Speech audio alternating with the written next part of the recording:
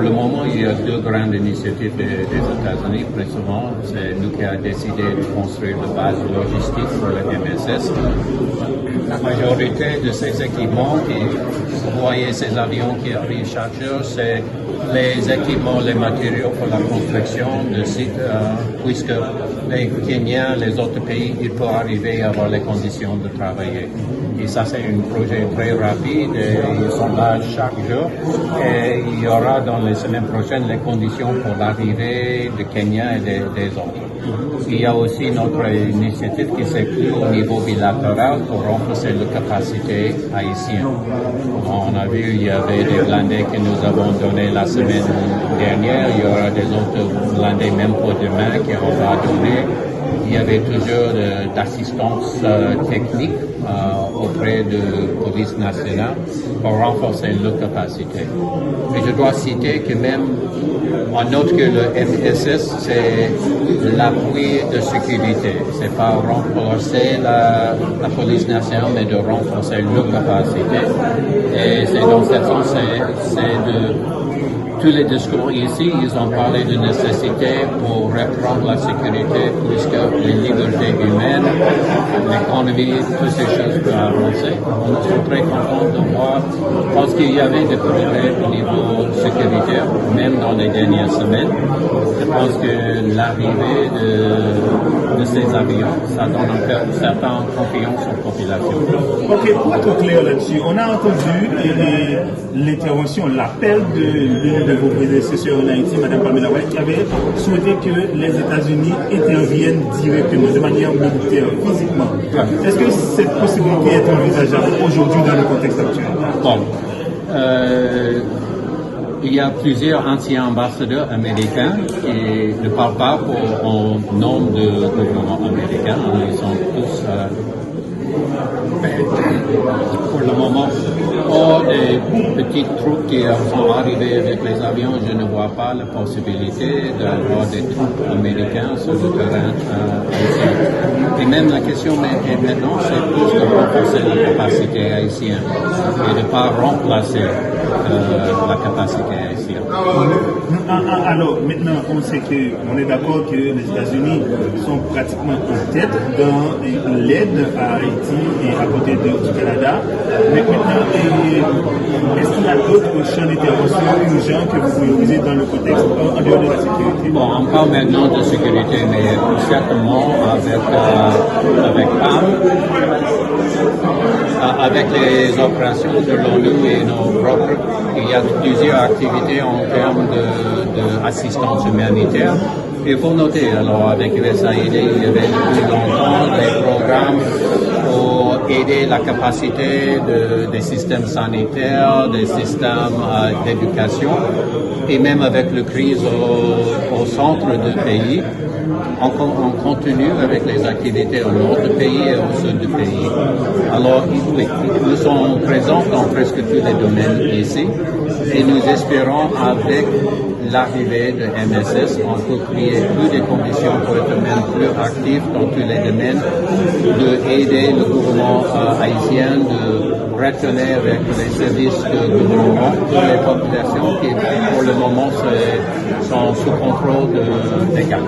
Alors, ce que je suis surtout intéressé à voir avec vous, c'est par rapport à ce conseil présidentiel qui vient de prendre instruction et qui déjà travaille sur le choix du Premier ministre. Je voulais voir surtout quels sont les rapports que vous entretenez déjà avec le conseil. Est-ce que vous avez des opinions sur le choix du Premier ministre? Est-ce que vous intervenez déjà auprès des conseillers présidents sur le fonctionnement, etc.? Il y avait des contacts. Je sais que même la semaine prochaine, il doit y avoir une cérémonie pour donner les lettres de crédentiaux. Et nous sommes en contact. Mais pour le grand pas, on a vu qu'ils ont pris quelques semaines pour organiser le système interne. C'est quelque chose de nouvel. Un système en présidence de ce type n'existe pas dans les autres pays. Alors, on a laissé un peu de temps pour eux de décider. Nous savons que c'est une priorité de choisir un Premier ministre et un gouvernement. Et nous pensons qu'avec ce système, avec toutes les tendances présentes, ça peut assurer que lui ou elle qui s'est choisi peut être très efficace, pas lié avec un groupe ou l'autre, qui peut donner confiance aux populations. La sécurité, les élections et la stabilité politique, entre autres, ce sont les grandes lignes que se sont fixées, les objectifs que se sont fixés. Et pour moi, c'est de ne pas oublier le côté économique. Parce que s'il n'y a pas des options pour les jeunes, d'avoir une option d'emploi, les gangs sont quelque chose d'intéressant. Alors, nous, les partenaires avec le gouvernement, doivent donner des conditions puisque l'économie peut recommencer, que l'exportation peut recommencer, que le système agricole, que les agriculteurs peuvent vendre leurs produits dans les grandes villes du pays. Alors, c'est important de ne pas oublier ce côté économique en même temps de parler de sécurité et de politique. Alors, je suis très intéressé à voir. Est-ce que vous avez fait déjà des recommandations au Conseil? Non, alors je sais que, au moment que les relations avec le corps diplomatique sont plus formalisées, bien sûr, on va faire des briefings pour aider, mais au fin de jeu, c'est les décisions, on parle toujours des solutions haïtiennes, alors d'aider, de donner l'assistance technique, mais il y a plusieurs priorités pour ce nouveau gouvernement. Et le temps c'est limité, mais il faut créer des conditions de sécurité, de stabilité, de recommencer, de rétablir la légitimité constitutionnelle pour tous les organes nationaux.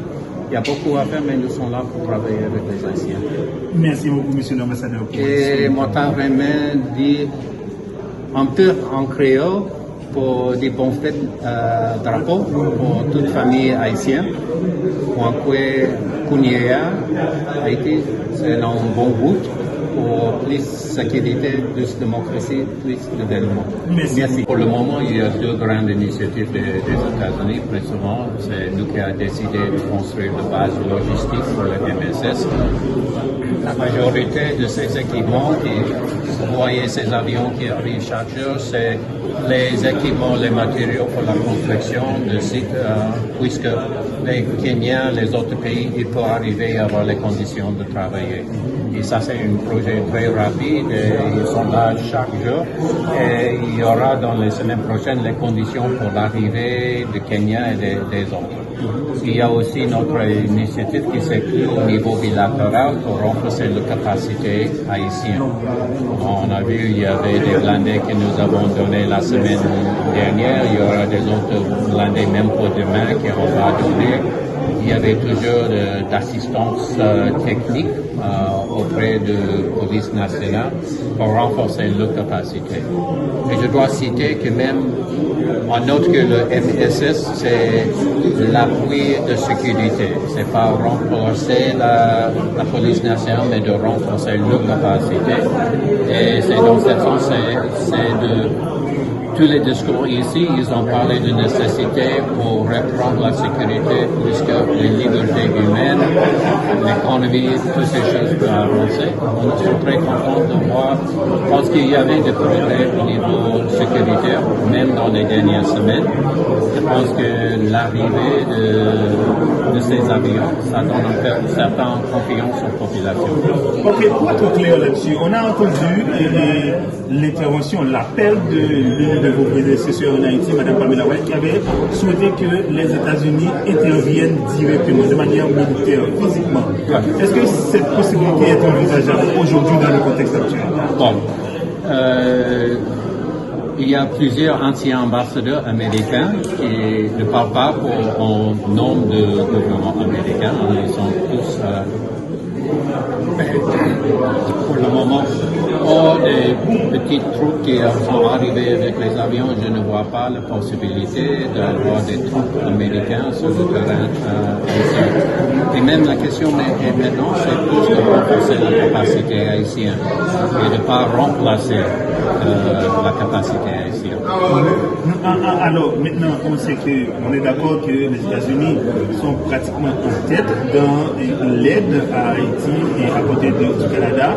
Mais maintenant, est-ce est-ce qu'il y a d'autres champs d'intervention urgents que vous priorisez dans le contexte en dehors de la sécurité? Bon, on parle maintenant de sécurité, mais certainement avec PAM, avec les opérations de l'ONU et nos propres, il y a plusieurs activités en termes d'assistance humanitaire. Il faut noter, alors avec USAID, il y avait depuis longtemps des programmes pour aider la capacité des systèmes sanitaires, des systèmes d'éducation, et même avec la crise au centre du pays, on continue avec les activités au nord du pays et au sud du pays.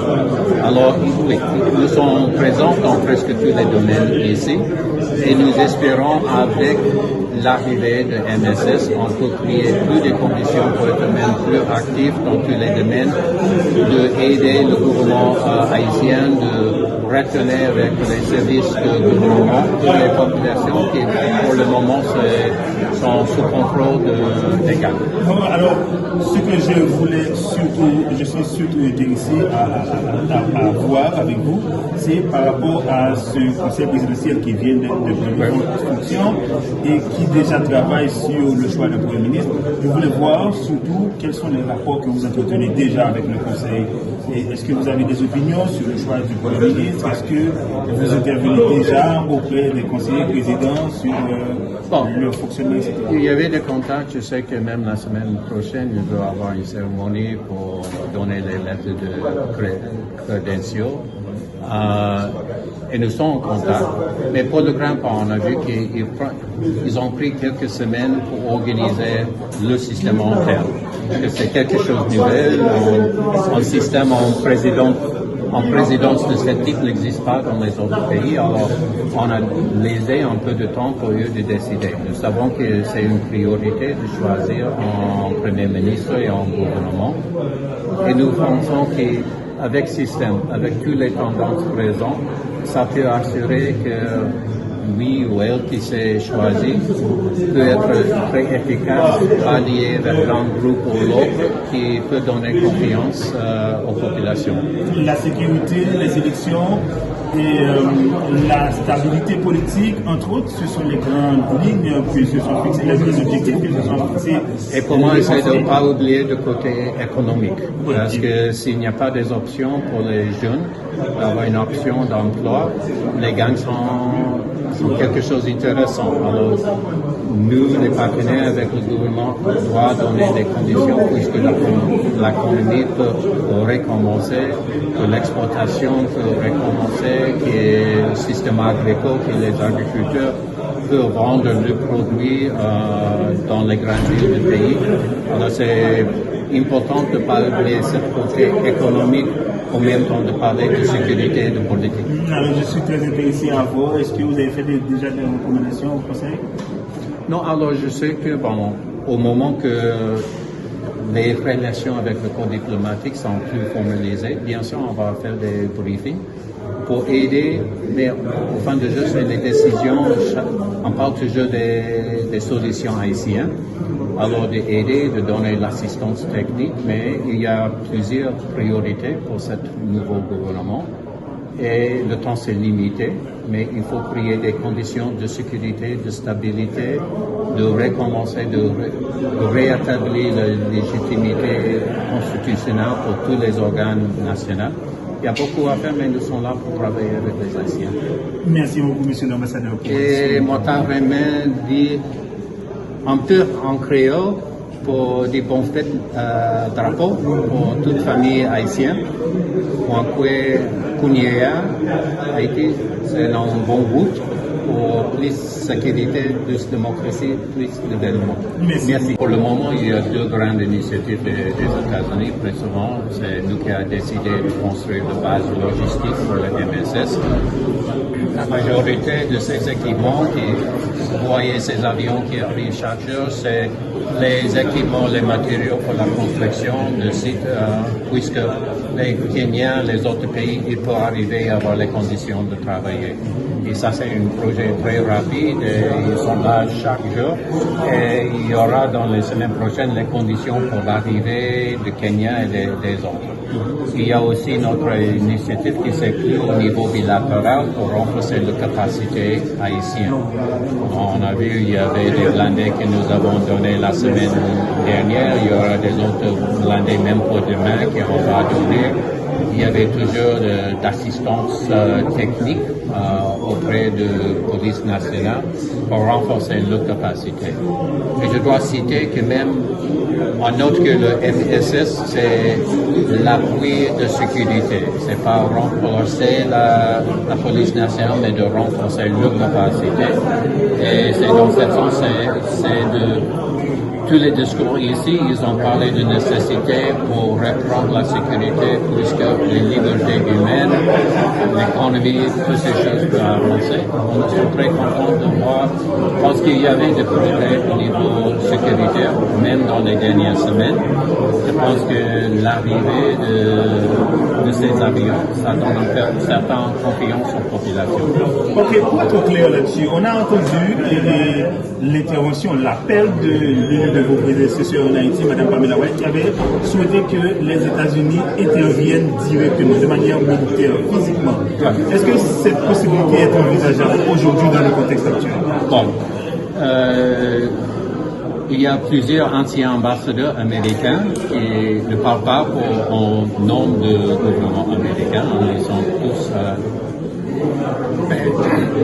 pour le moment, hors des petites troupes qui sont arrivées avec les avions. Je ne vois pas la possibilité d'avoir des troupes américaines sur le terrain haïtien.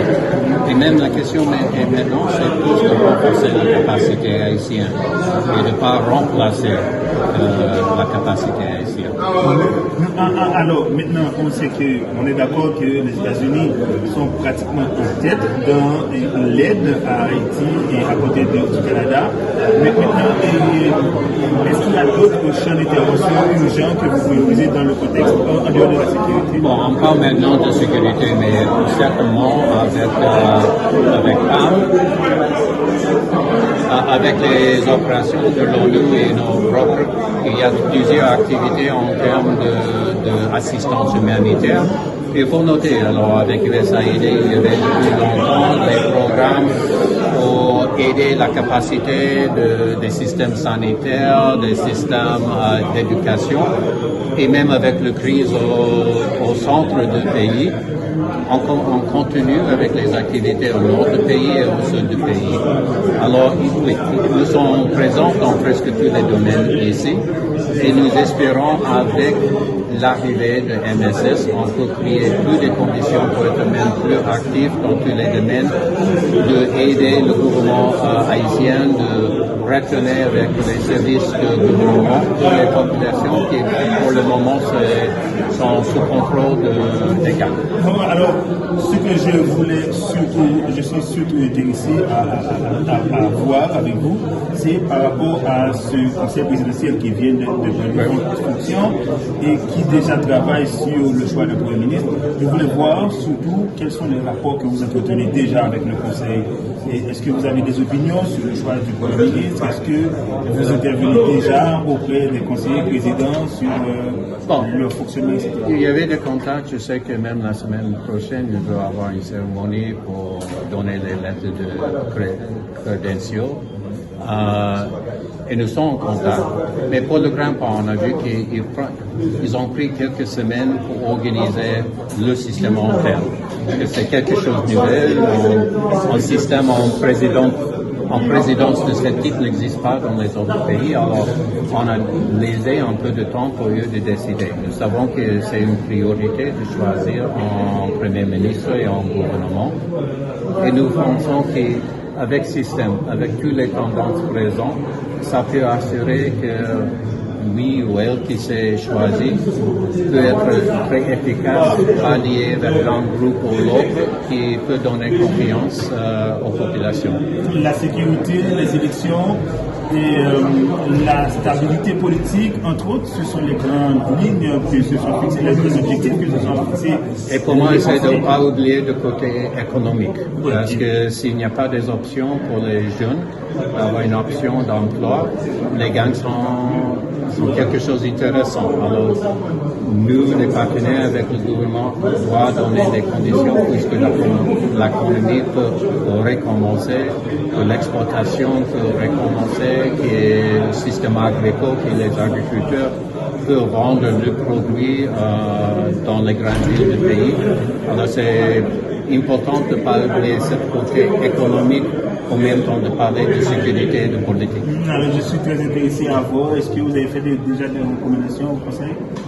Non, alors je sais que, au moment que les relations avec le corps diplomatique sont plus formalisées, bien sûr, on va faire des briefings pour aider, mais au fin de jeu, c'est les décisions, on parle toujours des solutions haïtiennes, alors d'aider, de donner l'assistance technique, mais il y a plusieurs priorités pour ce nouveau gouvernement.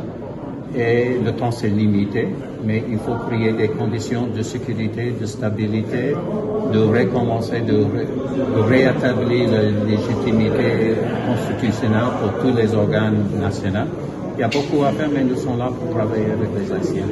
Merci beaucoup, monsieur l'ambassadeur. Et moi, je dire un peu en créole pour des bons fêtes drapeaux pour toute famille haïtienne.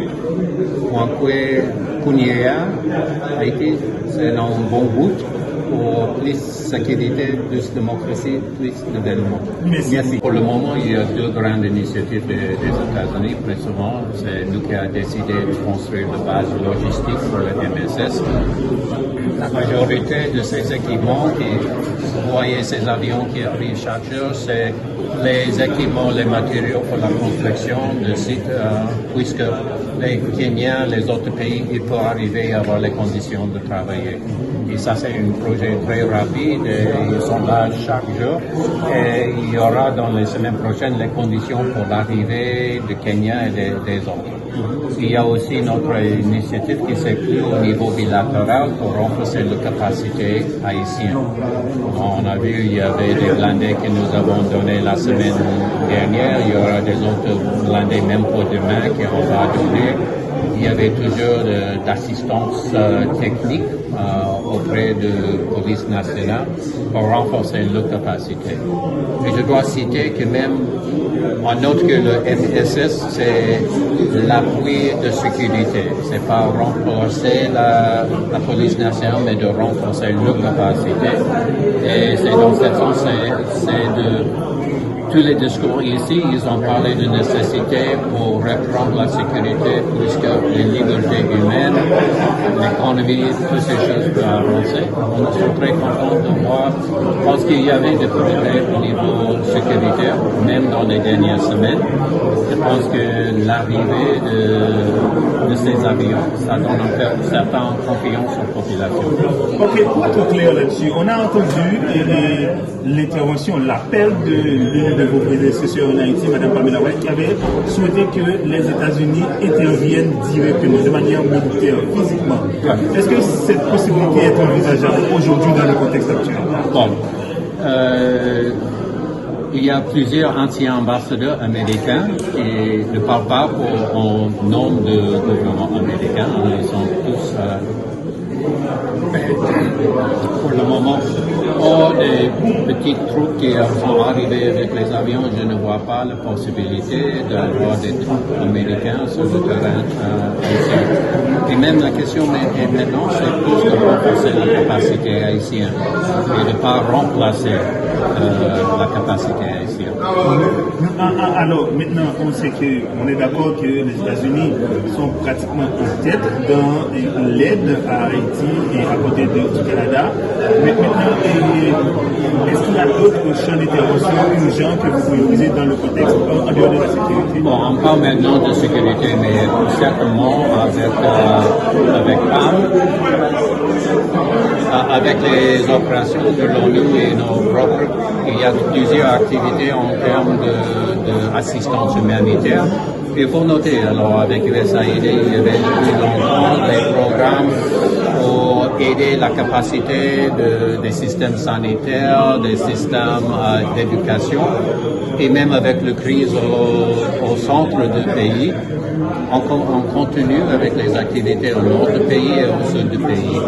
Alors, oui, nous sommes présents dans presque tous les domaines ici et nous espérons avec l'arrivée de MSS, on peut créer plus de conditions pour être même plus actifs dans tous les domaines, d'aider le gouvernement haïtien, de retenir avec les services de gouvernement pour les populations qui, pour le moment, sont sous contrôle des gangs. Bon, alors, ce que je suis surtout intéressé à voir avec vous, c'est par rapport à ce conseil présidentiel qui vient de fonction et qui déjà travaille sur le choix du Premier ministre. Je voulais voir surtout quels sont les rapports que vous entretenez déjà avec le conseil.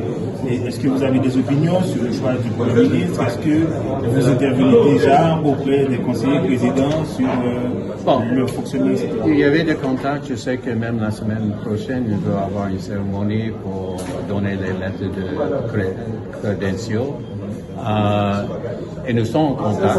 Mais pour le grand pas, on a vu qu'ils ont pris quelques semaines pour organiser le système interne. Parce que c'est quelque chose de nouvel. Un système en présidence de ce type n'existe pas dans les autres pays. Alors, on a laissé un peu de temps pour eux de décider. Nous savons que c'est une priorité de choisir un Premier ministre et un gouvernement. Et nous pensons qu'avec ce système, avec toutes les tendances présentes, ça peut assurer que lui ou elle qui s'est choisi peut être très efficace, pas lié avec un groupe ou l'autre, qui peut donner confiance aux populations.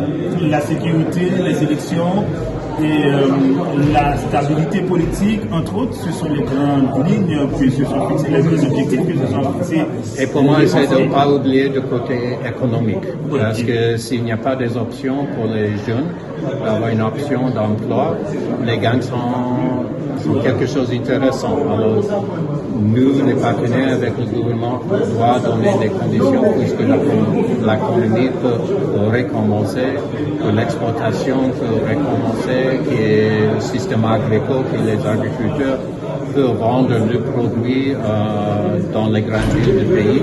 Alors, c'est important de ne pas oublier ce côté économique en même temps de parler de sécurité et de politique. Alors, je suis très intéressé à voir. Est-ce que vous avez fait déjà des recommandations au Conseil?